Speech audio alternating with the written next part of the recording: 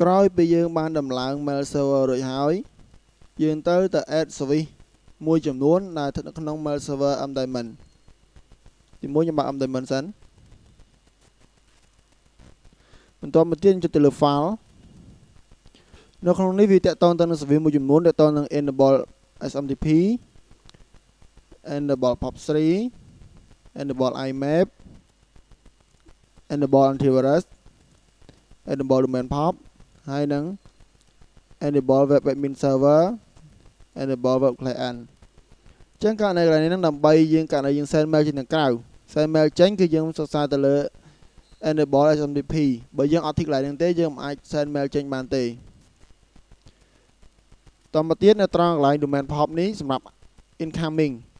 mail ដែលចូលមកអញ្ចឹងក៏យើងធីកដែរកន្លែងហ្នឹងបើយើងអត់ធីកទេយើងមិនអាចទទួល mail ពីខាងក្រៅមកបានទេ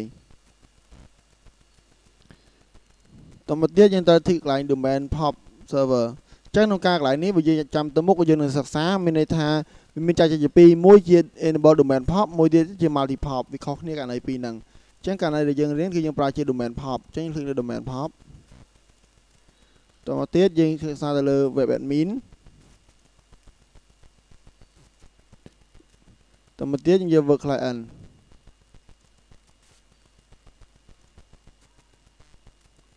ចឹងកន្លែងហ្នឹងបើសិនជាកន្លែងណាធីកមានន័យថាយើង enable យើងបើក service ហ្នឹងហើយបាទអញ្ចឹងក្នុងការបើក service ត្រូវបានបញ្ចប់